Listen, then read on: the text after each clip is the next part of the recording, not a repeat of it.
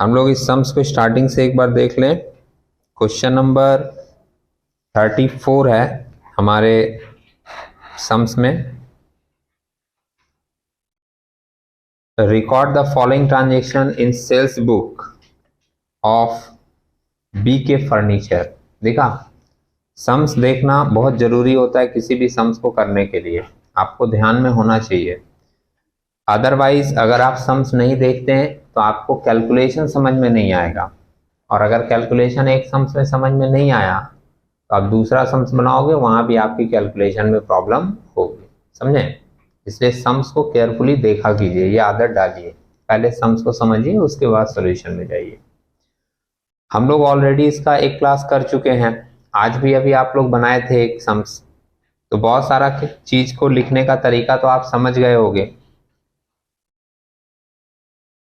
Sums को पढ़ते हैं, जो जो कैलकुलेशन है वो एक बार मैं फिर से आपको रिपीट करते हुए चलता हूं, जिससे कि जो सॉल्यूशन बनाया गया उसमें आपको बहुत ज्यादा समझने में प्रॉब्लम ना हो। देखिएगा, record the following transaction in sales book of B K furniture. Sales book बनाना है हमने को, परचेज बुक भी बनाना होता है तो हम लोगों का प्रोसेसिंग सेम ही चलता है, बस ऊपर लिख देते हैं परचेज डे बुक। समझ रहे हैं? तरीका वही है, पहले पार्टी का नाम लिखना है, उसके बाद क्या चीज खरीदा गया वो लिखना है। सेल्स बुक रहता है तो क्या चीज बेचा गया वो लिखना है। ट्रेड डिस्काउंट हम लोग ऑलवेज माइनस करते हैं। ट्रेड डिस्काउंट की मीनिंग मैंने लास्ट डे बताई थी, सुमित को बताया था, याद है? और मैंने ये भी कहा था कि हमको याद रहता है कि मैं किसको टारगेट करके बता रहा हूँ, और कभी जरूरत पड़ेगा तो मैं पूछूंगा तुमसे। तो दिमाग में है कि ट्रेड डिस्काउंट का मीनिंग क्या बताया गया था? एक लाइन में बोलिए क्या था?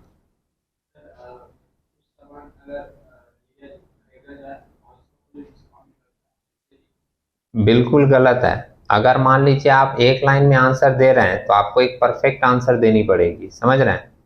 आपने कहा क्या कि हम गुड्स को खरीद रहे हैं, उसके ऊपर जो डिस्काउंट दिया जाता है, तो डिस्काउंट तो आपका दो तरीके का दिया जा सकता है, एक कैश डिस्काउंट और एक ट्रेड डिस्काउंट। ट्रेड डिस्काउंट का मीनिंग आपको बताया गया था कि जब भी हम लोग किसी भी गुड्स को बल्क में खरीदते हैं, ज्यादा मात्रा में खरीदते हैं, तब हम लोगों को एक डिस्काउंट ऑफर किया जाता है। उस डिस्काउंट को हम लोग नाम देते हैं ट्रेड डिस्काउंट। समझ रहे हैं?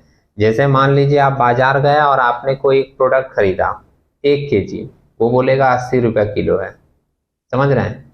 तुम बोलेगे हम 2 kg ले लेते हैं, 80 इंटू 2 160 होता है, आप 150 में दे दीजिए, 2 किलो ले लेंगे। वो भी बोला कि चलो ठीक है, 2 किलो का होता है कितना, 160, 150 में आपको दे दे रहे हैं 10 रुपया छूट। तो ये उसने 10 रुपया क्यों छूट दिया?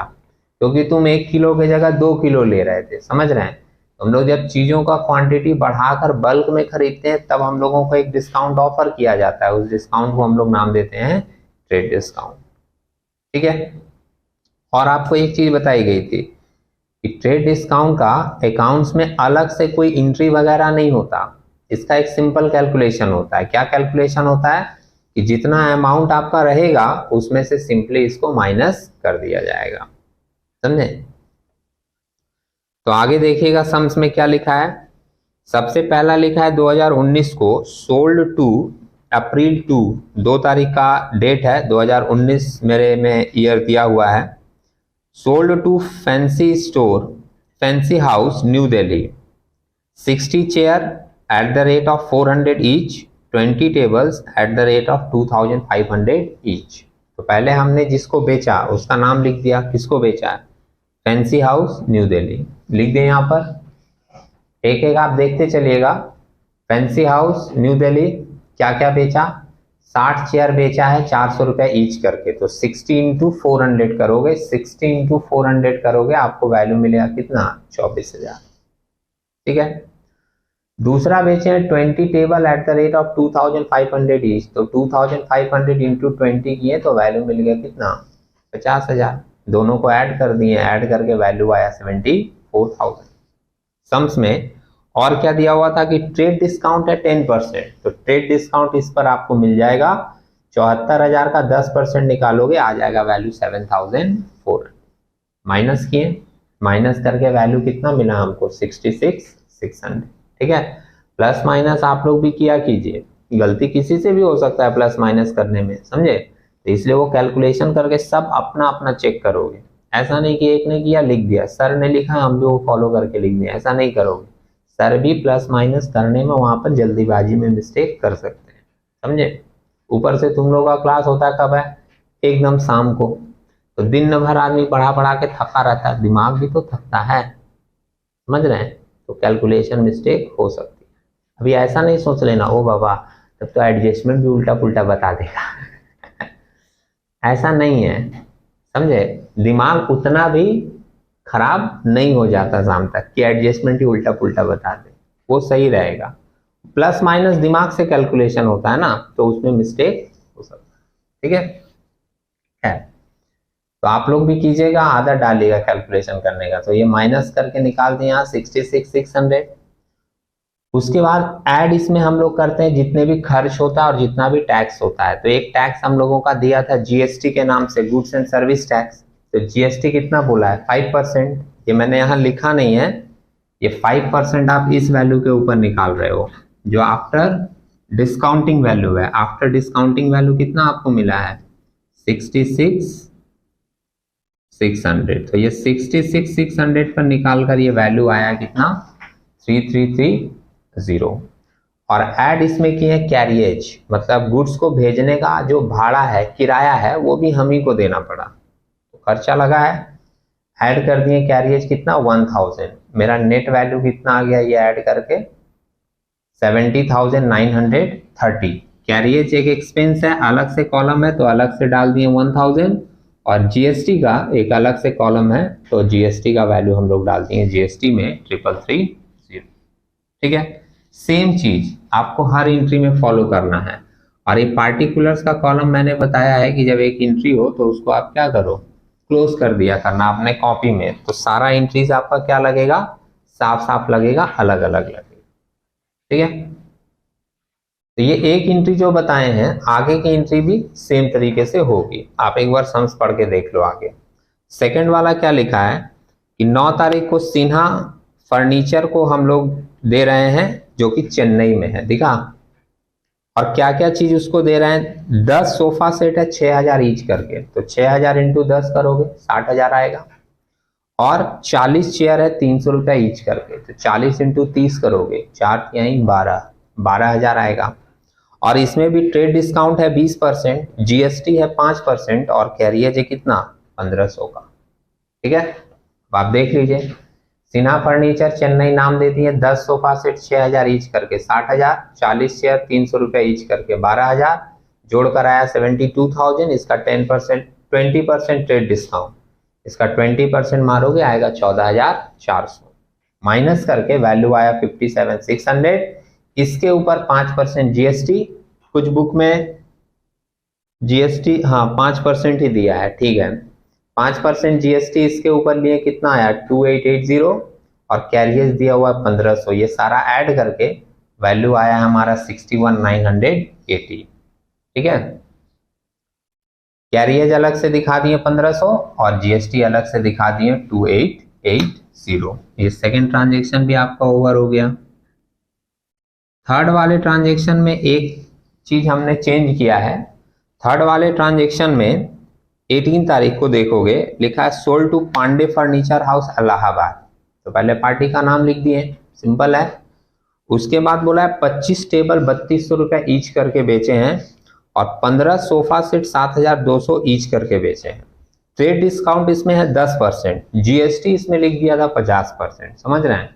50% जीएसटी किसी भी प्रोडक्ट पर अभी तक अप्लीकेबल नहीं है, वो कितना होना चाहिए 5%। जो एकदम न्यू अपडेट वाला बुक है उसमें आप देखोगे तो दिया भी हुआ है कितना 5%।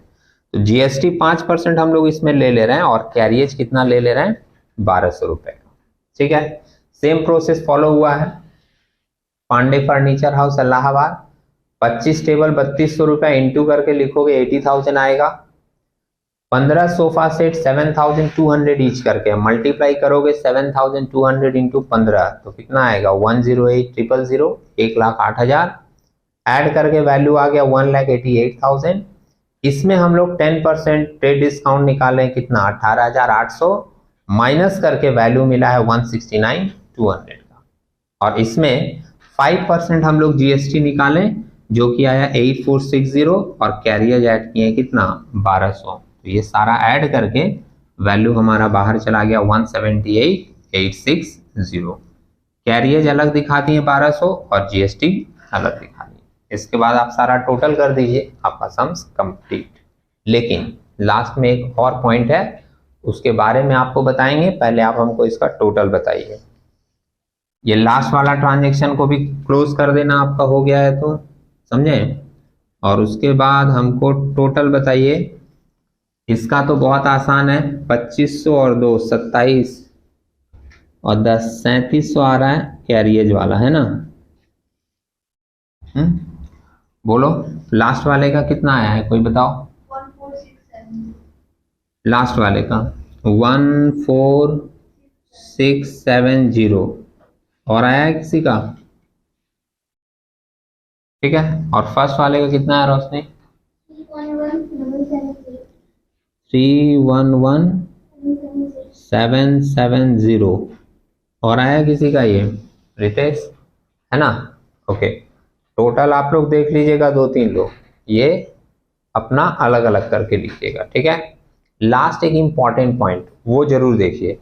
हम लोग जब ये चैप्टर स्टार्ट किए थे, जब इसकी मीनिंग आपको बताई गई थी, थकान हो रहा है भाई तुमको, आराम कर लो, 2 मिनट का समय है, उसके बाद आराम ही आराम। सुनिए, जब हम लोग ये चैप्टर स्टार्ट किए थे तो ये चैप्टर स्टार्ट करने के समय फर्स्ट क्लास में आपको कुछ इंपॉर्टेंट बातें बताई गई थी, जिसमें एक बात आपको बताया गया था, याद होगा किसी किसी को शायद, कि डे बुक के अंदर हम लोग सिर्फ क्रेडिट ट्रांजैक्शन ही रिकॉर्ड करते हैं।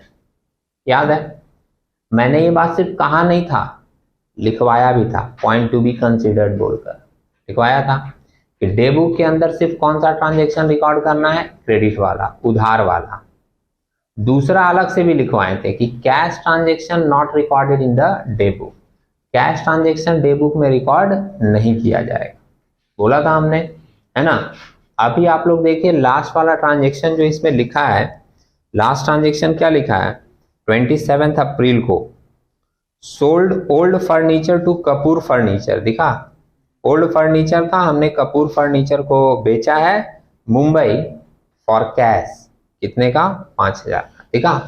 ये जो लास्ट में लिख दिया ना कि कपूर फर्नीचर को हमने बेचा है, और किस में बेचा है, कैश में, इसीलिए हम लोग इसको डे बुक में रिकॉर्ड नहीं किए। लेकिन रिकॉर्ड नहीं करने के बाद जब आपका सम्स कंप्लीट हो जाएगा तो सम्स के नीचे आपके पास जगह होगी, आप वहां पर एक नोट लिखिएगा, समझ रहे हैं कि ये कैश में ट्रांजैक्शन हुआ था, इसलिए हमने इसका रिकॉर्ड डे बुक में नहीं किया। ये नोट आपको लिखकर दिखाना होगा, तब आपका सम्स कंप्लीट होगा, ठीक है। मैं लिख देता हूं, आप लोग भी मेरे साथ लिख सकते हैं, इधर साइड में लिख देते हैं हम। कितना तारीख का ट्रांजैक्शन है, 27 अप्रैल का ट्रांजैक्शन है। इसको हम लोग बोलते हैं वर्किंग नोट, क्या बोलते हैं, वर्किंग नोट, हाँ WN बोल सकते हो। नंबर 1 हम लोग लिखेंगे cash transaction not recorded in the day book, cash transaction not recorded under day book, hence transaction made on कितना तारीख को, 27 अप्रैल है ना, 27 अप्रैल, hence transaction made on 27th April not recorded। Simply हमने बता दिया कि भाई कैश ट्रांजैक्शन यहाँ रिकॉर्ड नहीं होता, इसलिए 27 तारीख को जो ट्रांजैक्शन हुआ है वो चूंकि कैश में हुआ है तो डे बुक में हमारा रिकॉर्ड नहीं हुआ, समझे। अब आपका सम्स कंप्लीट है, ठीक है।